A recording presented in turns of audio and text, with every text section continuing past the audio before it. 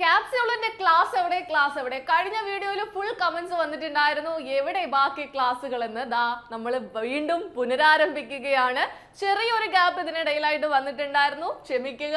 നമ്മൾ ബാക്കിയുള്ള സെഷനിലേക്ക് നമ്മൾ കടക്കുകയാണ്. സോ കമ്പനി ബോർഡ് LGSന്റെ ക്യാപ്സ്യൂളിന്റെ മറ്റൊരു ഭാഗത്തിലേക്ക് സ്വാഗതം. സോ ക്യാപ്സ്യൂളിന്റെ 15ാമത്തെ പാർട്ട് നമ്മൾ എത്തിയിരിക്കുകയാണ്. സോ ഇതുവരെ കുറെ ആൾക്കാർ കണ്ടിന്യൂസ് ആയിട്ട് പഠിച്ചു വരുന്നുണ്ട് എന്നറിഞ്ഞതിൽ, അതും ആ ഒരു ഗ്യാപ്പ് വന്നത് കൊണ്ടാണ് ഇത്രത്തോളം ആവശ്യകത ഉണ്ടെന്നും ഇത്രത്തോളം നിങ്ങൾ അതിനെ സപ്പോർട്ട് ചെയ്യുന്നുണ്ടെന്നും എനിക്ക് അറിയാൻ കഴിഞ്ഞത്. വളരെ സന്തോഷമുണ്ട്. സോ തുടർന്നും ഈ ഒരു സെഷൻസ് മാക്സിമം യൂട്ടിലൈസ് ചെയ്യുക, നിങ്ങളുടെ എക്സാമിന് വേണ്ടിയിട്ട് നല്ലതുപോലെ തയ്യാറെടുക്കുക. ഓക്കെ, അപ്പോൾ 15ാമത്തെ ക്യാപ്സ്യൂൾ എത്തിയിരിക്കുകയാണ്. ഇതുവരെ പഠിച്ച കാര്യങ്ങളെല്ലാം നിങ്ങൾ ക്ലിയർ ആണോ? ഇനി ഇതിന്റെ ബാക്കി കണ്ടിന്യൂസ് ആയിട്ടുള്ള വീഡിയോസ്, മുമ്പത്തെ വീഡിയോസ് ഒന്നും കണ്ടിട്ടില്ല എങ്കിൽ നമ്മുടെ എൻട്രിയുടെ യൂട്യൂബ് ചാനലിൽ പോയിട്ട് അവിടെ പ്ലേലിസ്റ്റ് നോക്കുക. അവിടെ LGS ക്യാപ്സ്യൂൾ എന്നും പറഞ്ഞിട്ട് നമ്മുടെ ഇതുവരെ വന്നിട്ടുള്ള വീഡിയോസിന്റെ എല്ലാം ലിസ്റ്റുകൾ ഉണ്ടാകും. സോ അത് നിങ്ങൾ ആദ്യം തൊട്ട് കറക്റ്റ് ആയിട്ട് പഠിച്ചു വരാനായിട്ട് ശ്രമിക്കുക. ഓക്കെ, അപ്പോൾ നമ്മൾ ഇന്ന് പഠിക്കാൻ പോകുന്ന ടോപ്പിക് എന്താണെന്നറിയാമോ? കേരളത്തിലെ ബീച്ചുകളുമായി ബന്ധപ്പെട്ട കുറച്ച് ചോദ്യങ്ങളാണ്. ഓക്കെ, സോ അതുമായി ബന്ധപ്പെട്ട PSC ചോദിച്ചിട്ടുള്ള ഒരു ചോദ്യം ഞാൻ കാണിച്ചു തരട്ടെ. ആ ചോദ്യം കാണുമ്പോൾ തന്നെ മനസ്സിലാകും എങ്ങനെയാണ് PSC ഇതിൽ നിന്നൊക്കെ ചോദ്യങ്ങൾ ചോദിക്കുന്നത് എന്ന് കേട്ടോ. ഓക്കെ, അപ്പോൾ ആ ചോദ്യം ഇതാണ്: കേരളത്തിലെ ആദ്യത്തെ പൈതൃക ബീച്ച് ഏതെന്നാണ് ചോദ്യം. ഇപ്പൊ നിങ്ങൾക്ക് ആൻസർ ചെയ്യാൻ പറ്റുന്നുണ്ടോ എന്നൊന്ന് ട്രൈ ചെയ്ത് നോക്കിക്കേ. നിങ്ങളുടെ ഇതുവരെയുള്ള നോളേജ് എത്രത്തോളം ഉണ്ട് എന്ന് നിങ്ങൾ സ്വയം മനസ്സിലാക്കുക. നിങ്ങൾ ഇങ്ങനെയൊക്കെ ടെസ്റ്റ് പേപ്പറും അതേപോലെ തന്നെ മോക്ക് എക്സാംസും മോഡൽ എക്സാംസും ഇതേപോലെ ചോദ്യങ്ങൾ ചോദിക്കുമ്പോഴൊക്കെ ആൻസർ ചെയ്യാൻ ട്രൈ ചെയ്താൽ മാത്രമേ നമുക്ക് പ്രോഗ്രസ് ഉണ്ടോ, നമ്മൾ മുകളിലോട്ട് കയറി വരുന്നുണ്ടോ എന്നുള്ളത് നമുക്ക് ചെക്ക് ചെയ്യാനായിട്ട് സാധിക്കുള്ളൂ. അല്ലാത്ത പക്ഷം നമ്മൾ വെറുതെ എന്തെങ്കിലും കൈ കിട്ടുന്നത് പഠിച്ച് പോയി കഴിഞ്ഞാൽ നമ്മൾ എത്രത്തോളം ആദ്യത്തെ ആ ഒരു സ്റ്റാർട്ടിംഗ് പോയിന്റിൽ നിന്നും ഇപ്പോൾ എത്രത്തോളം ഇംപ്രൂവ് ആയി എന്നുള്ളത് നമുക്ക് അറിയാൻ സാധിക്കത്തില്ല കേട്ടോ. അതുകൊണ്ട് ഇങ്ങനത്തെ ചോദ്യങ്ങൾ വരുമ്പോൾ സ്വന്തമായിട്ട് ആൻസർ ചെയ്യാൻ പറ്റുന്നുണ്ടോ എന്ന് നോക്കുക. ഇൻ കേസ് പറ്റുന്നില്ല എങ്കിൽ നിങ്ങൾ മനസ്സിലാക്കേണ്ടത് ഈ ടോപ്പിക്ക് നിങ്ങൾ നല്ലതുപോലെ പഠിക്കേണ്ടതുണ്ട്. ഓക്കെ, സോ കേരളത്തിലെ ആദ്യത്തെ പൈതൃക ബീച്ച് ഏതെന്നാണ് ചോദ്യം. ഓക്കെ, ഓപ്ഷൻസ് നോക്കൂ: Kovalam beach, Varkala beach, Muzhappilangad beach, Azhikode Munakkal dolphin beach. ഓടിപ്പോയി ഗൂഗിൾ നോക്കിയാൽ നിങ്ങൾക്ക് ചിലപ്പോൾ കോവളം ബീച്ച് എന്നൊക്കെ ആയിരിക്കും ആൻസർ കിട്ടുന്നത്. പക്ഷേ PSCയുടെ ആൻസർ അതല്ല മക്കളെ, അതല്ല. എന്താണെന്ന് അറിയാമോ? പറഞ്ഞു തരട്ടെ. ഏതാണ്? നിങ്ങൾക്കൊന്ന് ഗസ് ചെയ്യാൻ പറ്റുമോ? ഓപ്ഷൻ A ആണോ, B ആണോ, C ആണോ, D ആണോ? ഒന്ന് കമന്റ് ചെയ്തേ. ഓപ്ഷൻ A ആണോ, B ആണോ, C ആണോ, D ആണോ എന്നൊന്ന് കമന്റ് ചെയ്തേ. ഓക്കെ, അപ്പൊ ഞാൻ ആൻസർ പറയാനായിട്ട് പോവുകയാണ്. അത് ഏതാണ്? അഴീക്കോട് മുനക്കൽ ഡോൾഫിൻ ബീച്ച് ആണ് കേട്ടോ. അപ്പോ കേരളത്തിലെ ആദ്യത്തെ പൈതൃക ബീച്ച് ഏതെന്ന് ഇനി ഒരു PSC പരീക്ഷയ്ക്ക് ചോദിച്ചാൽ നമ്മൾ അത് ആൻസർ ചെയ്യും. പൈതൃകം, ഹെറിറ്റേജ് ബീച്ച് കേട്ടോ. Heritage beach. ഈ ഒരു ടോപ്പിക് എന്ന് പറയുന്നത് LGSന് വേണ്ടിയിട്ടുള്ളത് മാത്രമല്ല, ഇത് ഡിഗ്രി ലെവലിനും 10th ലെവലിനും 12th ലെവലിനും എല്ലാം നമ്മുടെ കേരള ജോഗ്രഫിക്കകത്ത് വരുന്ന കുറച്ച് കാര്യങ്ങളാണ് കേട്ടോ. സോ കോമൺ ടോപ്പിക് ആണ്. കോമൺ ടോപ്പിക്ക് നിങ്ങൾ നല്ല വൃത്തിയായിട്ട് പഠിച്ചു വെച്ചിരിക്കുക. എല്ലാ എക്സാംസിനും നമുക്ക് എടുത്ത് പ്രയോഗിക്കാൻ പറ്റും കേട്ടോ. അപ്പോൾ അഴീക്കോട് മുനക്കൽ ഡോൾഫിൻ ബീച്ച് ആണെന്ന് ഇനി നിങ്ങൾക്ക് കിട്ടി. ഇനി പൈതൃകം എന്ന് കേട്ട അപ്പോഴേ പോയി ഡോൾഫിൻ ബീച്ചിന്റെ കാര്യം പറയും അല്ലേ. ഇനി നമുക്ക് ഇതുമായിട്ട് റിലേറ്റ് ചെയ്ത് വരുന്ന ബാക്കി ചോദ്യങ്ങൾ കൂടി പഠിച്ചിട്ട് പോയാലോ? അപ്പൊ ആ ടോപ്പിക് അങ്ങ് കംപ്ലീറ്റ് ആക്കിക്കൂടെ? ശ്രദ്ധിച്ച് കേട്ടോണേ.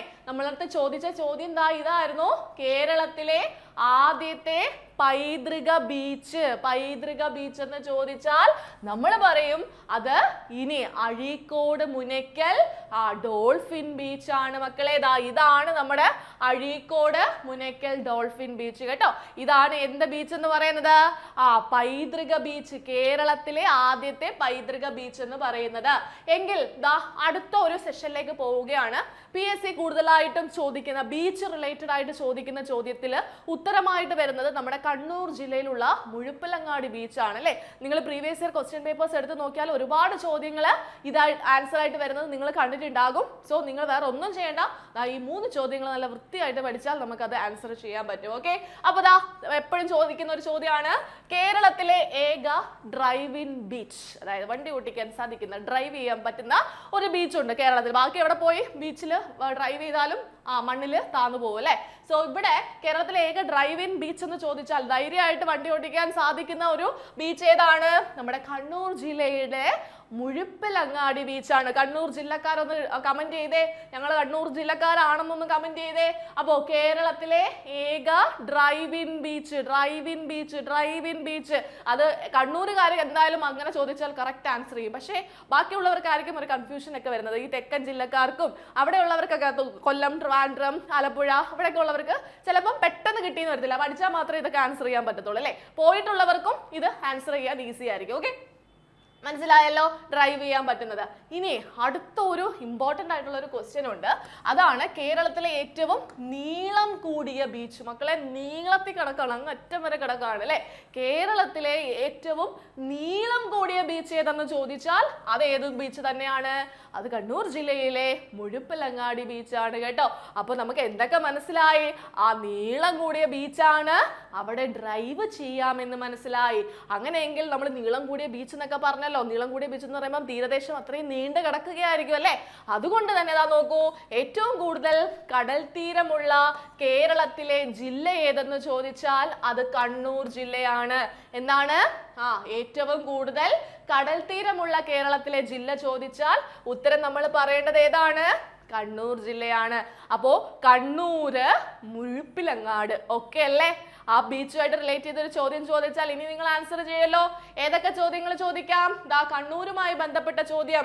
ഏറ്റവും കൂടുതൽ കടൽ തീരമുള്ള, അതാ ഇങ്ങനെ നീണ്ടു കിടക്കാണ് മുഴുപ്പിലങ്ങാടി ബീച്ചിന്റെ ഇങ്ങനെ നീണ്ടു കിടക്കാണ് അല്ലേ. അപ്പൊ ഏറ്റവും കൂടുതൽ കടൽ തീരമുള്ള കേരളത്തിലെ ജില്ല ചോദിച്ചാൽ കണ്ടോ, നീണ്ടു കിടക്കുന്ന കണ്ടോ, ഇങ്ങനെ നീളത്തിൽ കിടക്കാണ്. ഇതിൽ കൂടെ നമുക്ക് എന്ത് ചെയ്യാം? വണ്ടിയൊക്കെ ഓടിപ്പോകുന്ന കണ്ടോ? ഓക്കെ, കാണാൻ പറ്റുന്നുണ്ടോ? സോ ഇതാണ് നമ്മുടെ മുഴുപ്പിലങ്ങാടി ബീച്ച് എന്ന് പറയുന്നത്. അപ്പൊ ഏറ്റവും കൂടുതൽ കടൽ തീരമുള്ള കേരളത്തിലെ ജില്ല ചോദിച്ചാൽ കണ്ണൂരാണ്. കേരളത്തിലെ ഏറ്റവും നീളം കൂടിയ ബീച്ച് ചോദിച്ചാൽ അത് കണ്ണൂർ ജില്ലയിലെ മുഴുപ്പിലങ്ങാടി ബീച്ചാണ്. കേരളത്തിലെ ഏക ഡ്രൈവ് ഇൻ ബീച്ച് ചോദിച്ചാൽ അത് കണ്ണൂർ ജില്ലയിലെ മുഴുപ്പിലങ്ങാടി ബീച്ച് തന്നെയാണ്. നേരത്തെ പഠിച്ചത് എന്തായിരുന്നു? കേരളത്തിലെ ആദ്യ പൈതൃക ബീച്ച് ഏതെന്നാണ് ചോദിച്ചത്. അത് ഏത് ബീച്ചാണ്? ഡോൾഫിൻ ബീച്ചാണ്. അഴീക്കോട്, മുനയ്ക്കൽ ഡോൾഫിൻ ബീച്ചാണ്. അപ്പം ഈ ബീച്ച്, രണ്ട് ബീച്ചുമായിട്ട് റിലേറ്റ് ചെയ്ത ക്വസ്റ്റ്യൻ ചോദിച്ചാൽ ഇനി നിങ്ങൾ ആൻസർ ചെയ്യല്ലോ.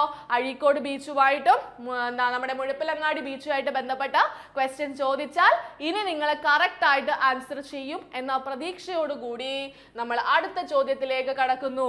അപ്പൊ നമ്മൾ പറഞ്ഞു ഏറ്റവും നീളമുള്ള കടൽ തീരമുള്ള കേരളത്തിലെ ജില്ല ചോദിച്ചാൽ ഏറ്റവും എന്താണ് കൂടുതൽ, കുറവല്ല കൂടുതൽ കടൽ തീരം ചോദിച്ചപ്പോൾ നമ്മൾ എന്താ പറഞ്ഞത്? കണ്ണൂരാണ് പറഞ്ഞത് അല്ലെ.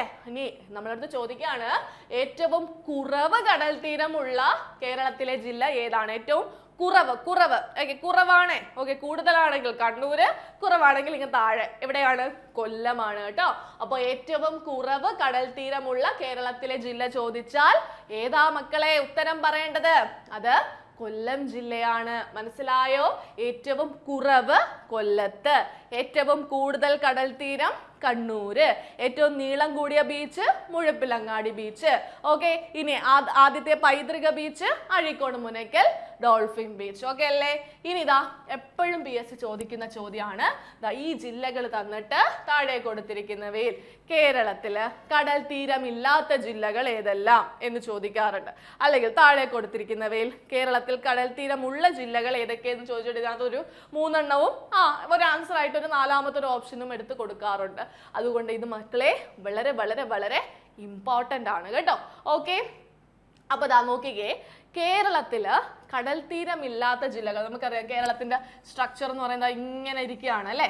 അപ്പോൾ ഇവിടെ എന്താണ്? ഈ ഭാഗം എല്ലാം നമുക്ക് തീരപ്രദേശമായിട്ട് വരും. സോ ഇപ്പുറത്തെ സൈഡിൽ വേറെ വേറെ സംസ്ഥാനങ്ങൾ വരുന്നത് കൊണ്ട് തന്നെ ഈ സൈഡിൽ കിടക്കുന്ന ജില്ലകൾക്ക് എന്തില്ല?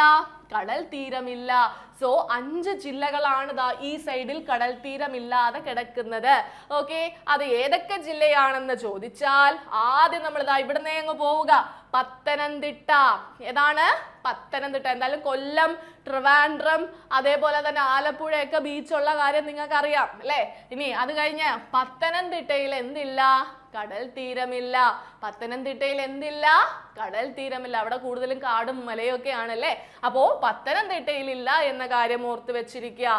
ഓക്കെ, A10 പാവക്കോട്ടയെന്നോ എന്നൊക്കെ പറയാറുണ്ട്, കോഡായിട്ട് പഠിക്കാറുണ്ട് കേട്ടോ. ഓക്കെ, അടുത്ത കോട്ടയം.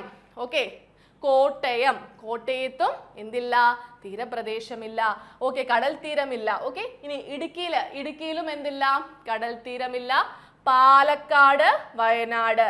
ഈ 10 പാവക്കോട്ട, ഈ 10 പാവക്കോട്ട എന്ന് പഠിച്ചു വെച്ചിരുന്നാൽ, അല്ലെങ്കിൽ നിങ്ങളുടെ കയ്യിൽ വേറെ വേറെ കോഡുകൾ ഉണ്ടാവും. നമ്മുടെ ബാച്ചിലർ സ്റ്റുഡൻസ് ഒക്കെ ഇതൊക്കെ പഠിപ്പിച്ചു കഴിയുമ്പോഴത്തേക്കും വേറെ വേറെ കോഡുകളൊക്കെ ആയിട്ട് വരാറുണ്ട്. ഇത് ഓരോരുത്തരുടെ ഇത് പിന്നെ കേരള VIP എന്നും പോലീസ് VIP എന്നും അങ്ങനെ കുറെ പേരുകളൊക്കെ ഇങ്ങനെ കോഡുകൾ ഇങ്ങനെ ചെറുപറ പറയുന്ന കേൾക്കാം. ഓക്കെ, അപ്പോൾ ജസ്റ്റ് നമ്മൾ പണ്ട് പഠിക്കുന്ന ഒരു കോഡാണ് ഈ 10 പാവക്കോട്ട എന്ന് പറയുന്നത്. ഈ എന്ന് പറഞ്ഞാൽ ഇടുക്കിയാണ്, 10 എന്ന് പറഞ്ഞാൽ പത്തനംതിട്ടയാണ്, പാ എന്ന് പറഞ്ഞാൽ പാലക്കാടും, വാ എന്ന് പറഞ്ഞാൽ വയനാടാണ്, കോട്ട എന്ന് പറഞ്ഞാൽ കോട്ടയമാണ്. സോ വേറെ കോഡ് കൈവശം ഇല്ലാത്തവർക്ക് എന്ത് ചെയ്യാം?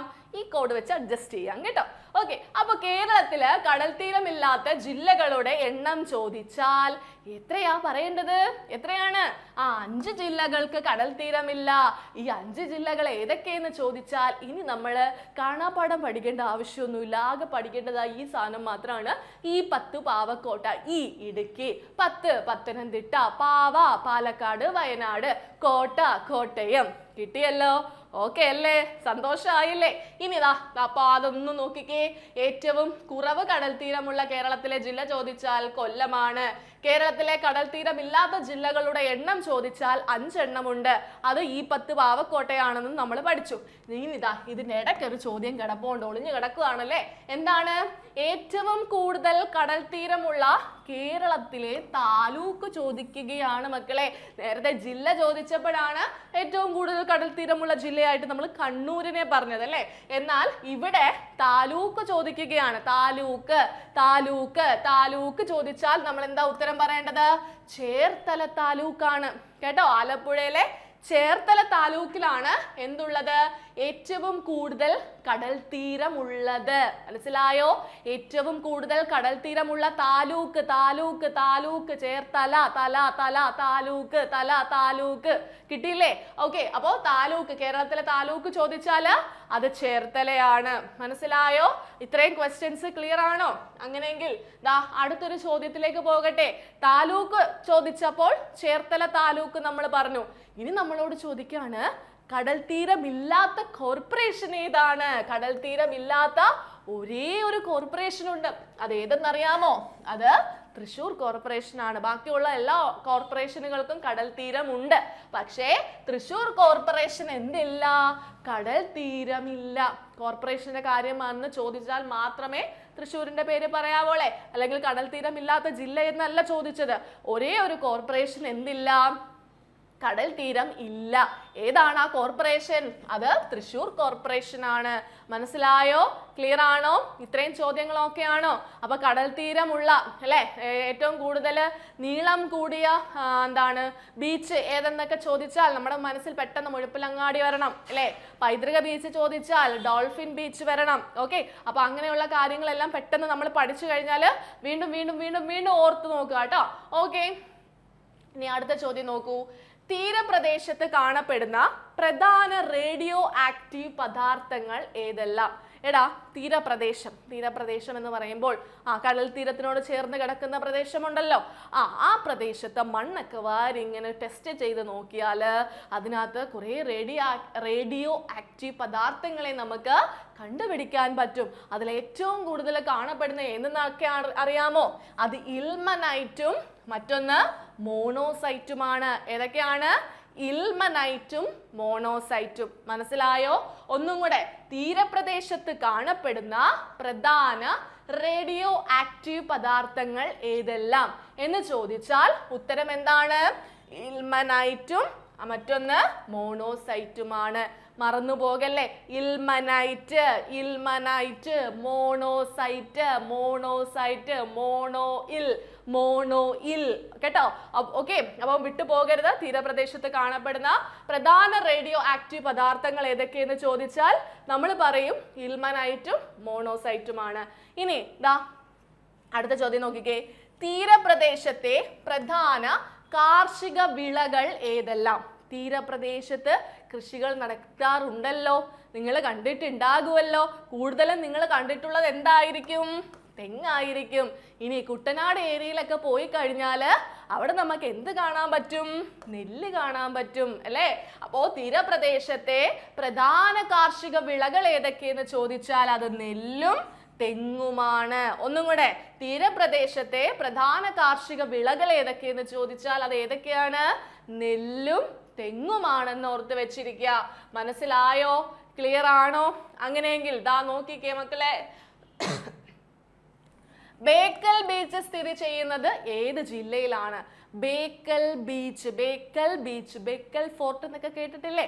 അപ്പൊ ബേക്കൽ ബീച്ച് സ്ഥിതി ചെയ്യുന്നത് കാസർഗോഡ് ജില്ലയിലാണ്. ഇപ്പം വടക്കോട്ടുള്ളവർക്കൊക്കെ ചിലപ്പം ബേക്കൽ ബീച്ച്, ബേപ്പൂർ ബീച്ച് എന്നൊക്കെ കേട്ടാൽ നല്ല പരിചയം കാണും, അത് എവിടേക്കാണെന്ന് കറക്റ്റ് ആയിട്ട് അറിയാമായിരിക്കും. പക്ഷേ തെക്കോട്ടുള്ളവരോട് ചോദിച്ചു കഴിഞ്ഞാൽ അവിടെ ഒരു കൺഫ്യൂഷൻ വരും. അയ്യോ, കാസർഗോഡാണോ, കോഴിക്കോടാണോ, കണ്ണൂരാണോ, അങ്ങനെയൊക്കെ ഉള്ളൊരു കൺഫ്യൂഷൻ വരും. അതുകൊണ്ട് മക്കളെ ശ്രദ്ധിച്ച് പഠിച്ചു വെച്ചിരിക്കുക. ബേക്കൽ ബീച്ച് സ്ഥിതി ചെയ്യുന്നത് എവിടെയാണ്? കാസർഗോഡാണ്. എവിടെയാണ്? കാസർഗോഡാണ് ബേക്കൽ. ബേക്കൽ, ബേക്കൽ, കാസർഗോഡ്. ബേപ്പൂർ ബീച്ച്, ഇനി ബേക്കലും ബേപ്പൂരും തമ്മിൽ മാറിപ്പോകുന്ന ആൾക്കാരുണ്ട്. ഓക്കെ, അപ്പൊ ബേപ്പൂർ ബീച്ച് സ്ഥിതി ചെയ്യുന്നത് എവിടെയാണ്? അത് കോഴിക്കോടാണ് കേട്ടോ. അപ്പം കോഴിക്കോട് ബേപ്പൂരും കാസർഗോഡാണ് ബേക്കൽ. ഓക്കെ, ഒന്നുകൂടെ പറഞ്ഞേ, ബേക്കൽ ബീച്ച് എവിടെയാണ്? അത് കാസർഗോഡാണ്. ബേപ്പൂർ ബീച്ച് എവിടെയാണ്? ബേപ്പൂർ ബീച്ച് ഉള്ളത് കോഴിക്കോടാണെന്ന് ഓർത്ത് വെച്ചിരിക്കുക. ഇനി പൊന്നാനി ബീച്ച് കേട്ടിട്ടുണ്ടോ? പൊന്നാനി ബീച്ച്, പൊന്നാനി ബീച്ച് എവിടെയാണ്? മലപ്പുറം ജില്ലയാണ്. എവിടെയാണ്? മലപ്പുറം ജില്ലയിലാണ് പൊന്നാനി ബീച്ച് സ്ഥിതി ചെയ്യുന്നത്. ഇനി ചോദിക്കുകയാണ്, മുനക്കൽ ബീച്ച് സ്ഥിതി ചെയ്യുന്നത് എവിടെയാണ്? ഏത് ജില്ലയിലാണ് മുനക്കൽ ബീച്ച് ഉള്ളത് എന്ന് ചോദിച്ചാൽ നമ്മൾ പറയണം അത് തൃശ്ശൂർ ജില്ലയിലാണ്. എവിടെയാണ്? തൃശ്ശൂർ ജില്ലയിലാണ് മുനക്കൽ ബീച്ച് ഉള്ളത്. എവിടെയാണ്? തൃശ്ശൂർ, തൃശ്ശൂർ, മുനക്കൽ, തൃശ്ശൂര്. ഇനി ചെറായി ബീച്ച് കേട്ടിട്ടുണ്ടോ? മുനമ്പം ബീച്ച് കേട്ടിട്ടുണ്ടോ? എവിടെ? എറണാകുളത്താണ് കേട്ടോ. ചെറായി ബീച്ചും മുനമ്പം ബീച്ചൊക്കെ എവിടെയാണ്? എറണാകുളത്താണ്. ഇനി അഴീക്കൽ ബീച്ച്, അഴീക്കൽ ബീച്ച് എവിടെയാടാ? അത് കൊല്ലം ജില്ലയാണ്. ഓക്കെ, കൊല്ലം ജില്ലയിലാണ് അഴീക്കോട് ബീച്ച് സ്ഥിതി ചെയ്യുന്നത്. കൊല്ലം ജില്ലയിലാണ്. ഇനി ഞാൻ നിങ്ങൾക്ക് ഒരു അസൈൻമെന്റ് തരുവാണ്. നിങ്ങളുടെ ജില്ല ഏതാണോ, ഇനിയിപ്പം ട്രിവാൻഡ്രം ടു അങ്ങറ്റം വരെ ഉള്ള ആൾക്കാർ എൻ്റെ ക്ലാസ് ഇപ്പോൾ കേൾക്കുന്നുണ്ടാകും. അപ്പോൾ നിങ്ങളുടെ ജില്ല ഏതാണെന്ന് നിങ്ങൾ കൊടുത്തിട്ട് അവിടെയുള്ള ബീച്ചുകളുടെ പേര് നിങ്ങൾ കമന്റ് ചെയ്യുക. ഓക്കെ, അസൈൻമെന്റ് ആണ്. നിങ്ങൾ ഇതൊക്കെ കറക്റ്റ് ആയിട്ട് ചെയ്താൽ മാത്രമേ ഇനിയും തുടർന്ന് അങ്ങോട്ട് ക്ലാസ്സുകളൊക്കെ തരുത്തുള്ളൂ കേട്ടോ. ഓക്കെ, അപ്പോൾ ദാ നിങ്ങളുടെ ജില്ല ഇപ്പൊ കൊല്ലം ജില്ലയാണെങ്കിൽ, ഓക്കെ, കൊല്ലം ജില്ല, കൊല്ലം ജില്ലയാണെങ്കിൽ അവിടെയുള്ള ബീച്ചുകൾ ഏതൊക്കെയെന്ന് നിങ്ങൾ കമന്റ് ചെയ്യണം. നിങ്ങൾക്ക് അറിയാവുന്ന ബീച്ചുകളും വേണമെങ്കിൽ നിങ്ങൾ പോയി സെർച്ച് ചെയ്ത് നോക്കിക്കോ. ഗൂഗിളിലോ അല്ലെങ്കിൽ നിങ്ങളുടെ കയ്യിലുള്ള പുസ്തകത്തിലോ എവിടെയാണെങ്കിലും സെർച്ച് ചെയ്ത് നോക്കിയിട്ട് അവിടെയുള്ള ബീച്ചുകൾ ഏതൊക്കെയാണെന്ന് കമന്റ് ചെയ്യൂ. അപ്പോൾ ബാക്കിയുള്ളവർ എന്ത് ചെയ്യുക? ആ കമന്റ് പോയി നോക്കിയിട്ട് ചുമ്മാ എങ്കിലും നിങ്ങളുടെ മനസ്സിൽ അതൊക്കെ ഇങ്ങനെ വരട്ടെ. കാരണം ചിലപ്പോൾ അതിൽ നിന്നുള്ള കമന്റിൽ നിന്നുള്ളൊരു ക്വസ്റ്റ്യൻ ആയിരിക്കും ചിലപ്പോൾ PSC ചോദിക്കുന്നത്. ഓക്കെ, അപ്പോൾ നമുക്ക് ആ സമയത്ത് കമന്റ്സ് കണ്ടതൊക്കെ നമ്മുടെ മനസ്സിൽ ഇങ്ങനെ നിൽക്കും. ഓക്കെ, അപ്പോൾ എല്ലാവരും എന്ത് ചെയ്യുക? ഈ ക്ലാസ് തീരുന്നതിന് മുമ്പ് തന്നെ ഇവിടെ വന്ന് കമന്റ് ചെയ്തിരിക്കണം നിങ്ങളുടെ ജില്ലയും നിങ്ങളുടെ ജില്ലയിലുള്ള ബീച്ചുകളും. ഓക്കെ, ക്ലിയർ ആണോ? ഇത്രയും കാര്യങ്ങൾ ഓക്കെ ആണോ? സോ നമുക്ക് ഒന്നുകൂടി ഒന്ന് പെട്ടെന്ന് റിവിഷൻ ചെയ്താലോ? നിങ്ങൾ ജസ്റ്റ് സ്ക്രീനിൽ നിന്നും കണ്ണു മാറ്റുക. ഞാൻ ക്വസ്റ്റ്യൻസ് ചോദിക്കുമ്പോൾ നിങ്ങൾ ജസ്റ്റ് ഫോൺ കാണുകയാണെങ്കിൽ ജസ്റ്റ് ഒന്ന് താത്ത് വെച്ചിട്ട് ഞാൻ പറയുന്ന എൻ്റെ സൗണ്ട് മാത്രം നിങ്ങൾ കേൾക്കുക. ഞാൻ ചോദ്യം ചോദിക്കുമ്പോൾ നിങ്ങൾക്ക് ഉത്തരം നിങ്ങളുടെ മനസ്സിൽ വരുന്നുണ്ടെങ്കിൽ ക്ലാസ് നിങ്ങൾ വളരെ ശ്രദ്ധയോടുകൂടി പഠിച്ചു കേട്ടു എന്ന് മനസ്സിലാക്കാം. ഇൻ കേസ് നിങ്ങൾക്ക് അതിൻ്റെ ഉത്തരം ക്ലിയർ അല്ല എങ്കിൽ നിങ്ങളുടെ ശ്രദ്ധ എവിടെയോ നഷ്ടപ്പെട്ടു എന്നും ഇനി അത് കുറച്ചും കൂടി ഇംപ്രൂവ് ചെയ്ത് പഠിക്കണം എന്നുള്ള കാര്യം നിങ്ങൾക്ക് മനസ്സിലാക്കാൻ സാധിക്കും. Ready? Okay, yes.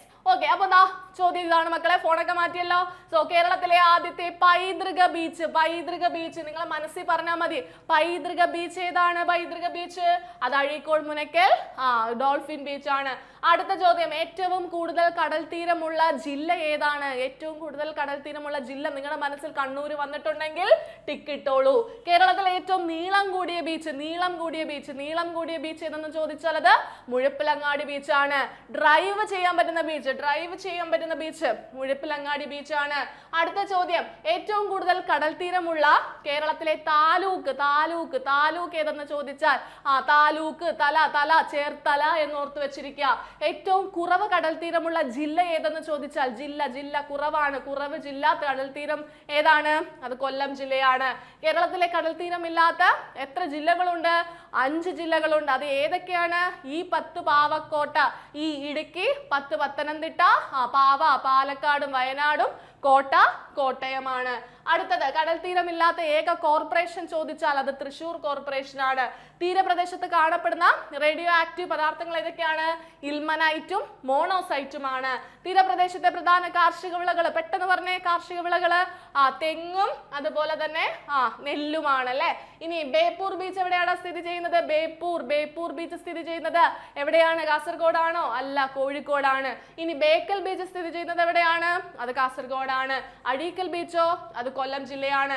Munakkal beach തൃശ്ശൂരാണ്. ഓക്കെ, അപ്പൊ നിങ്ങൾക്ക് ഇത് പെട്ടെന്ന് നിങ്ങളുടെ മനസ്സിൽ ആൻസർ ആയിട്ട് വന്നിട്ടുണ്ടെങ്കിൽ തീർച്ചയായിട്ടും നിങ്ങൾ കുറച്ച് ഇംപ്രൂവ് ആയി വന്നുകൊണ്ടിരിക്കുകയാണെന്നാണ് മനസ്സിലാക്കേണ്ടത്. ഓക്കെ, അപ്പോൾ നല്ലതുപോലെ ക്ലാസ്സുകൾ ഫോളോ ചെയ്യുക, ക്ലാസ്സുകൾ ശ്രദ്ധിക്കുക. ഓക്കെ, ഇനി നിങ്ങൾക്ക് എൻ്റെ ബാച്ചിൽ ജോയിൻ ചെയ്ത് പഠിക്കണമെങ്കിൽ നെക്സ്റ്റ് മന്ത് ഒക്കെ നമ്മുടെ കമ്പനി ബോർഡ് LGSന്റെ ബാച്ചസ് വരുന്നുണ്ട്. അതുപോലെ നെക്സ്റ്റ് LDCക്കാണ് പഠിക്കുന്നതെങ്കിൽ LDC ബാച്ചസ് വരുന്നുണ്ട്, VFA ബാച്ചസ് വരുന്നുണ്ട്. സോ നിങ്ങൾക്ക് താല്പര്യമുണ്ടെങ്കിൽ, അതുപോലെ നമ്മുടെ ഫോഴ്സ് എക്സാംസിന് തയ്യാറെടുക്കുന്നവർക്കായിട്ട് നമ്മുടെ ഫോഴ്സ് ബാച്ചസും ഉണ്ട് കേട്ടോ. ഡിഗ്രി ബാച്ചസ് എല്ലാം നമ്മൾ ക്ലോസ് ചെയ്തിട്ടുണ്ടായിരുന്നു. ഇനി കുറേ പേര് എൻക്വയറി ചെയ്തിട്ടുണ്ടായിരുന്നു ഡിഗ്രി ബാച്ചസ് ഉണ്ടോ എന്നുള്ളത്. ഡിഗ്രി ബാച്ചസ് നമ്മൾ ക്ലോസ് ചെയ്തു, അഡ്മിഷൻ ക്ലോസ് ചെയ്തു. ഇനി നമുക്ക് ഡിഗ്രി ബാച്ചസ് ഇല്ല, കാരണം നമുക്ക് പഠിക്കാൻ ഇനി വളരെ കുറഞ്ഞ സമയം, ഒരു 100 ദിവസം സമയം മാത്രമേ ഉള്ളൂ. ആ 100 ദിവസത്തിനുള്ളിൽ ഡിഗ്രി പ്രിലിംസ് ചാടി കടത്തണമെങ്കിൽ നമുക്ക് ഇനി അങ്ങോട്ടേക്ക് പഠിച്ചു തുടങ്ങിയാലും നിങ്ങൾക്ക് പറ്റും, പക്ഷേ നമുക്ക് കറക്റ്റായിട്ട് സിലബസ് ഫുള്ള് കവർ ചെയ്യാനായിട്ട് പറ്റത്തില്ല. ഓക്കെ, അതുകൊണ്ട് നമ്മൾ ഡിഗ്രി ബാച്ചസ് എല്ലാം ക്ലോസ് ചെയ്തിട്ടുണ്ടായിരുന്നു. ഓക്കെ, അപ്പോൾ ഇനി ബാക്കിയുള്ള എക്സാംസിനുള്ള ബാച്ചസ് ആണ് റൺ ചെയ്തുകൊണ്ടിരിക്കുന്നത്. സോ നിങ്ങൾക്ക് അതിനകത്തൊക്കെ ജോയിൻ ചെയ്യാൻ താല്പര്യം ഉണ്ടെങ്കിൽ നിങ്ങൾ എൻട്രിയിൽ കോൺടാക്ട് ചെയ്താൽ മതിയാകും. Okay, so thank you. അടുത്ത ക്യാപ്സ്യൂൾ സെഷനിൽ കാണാം.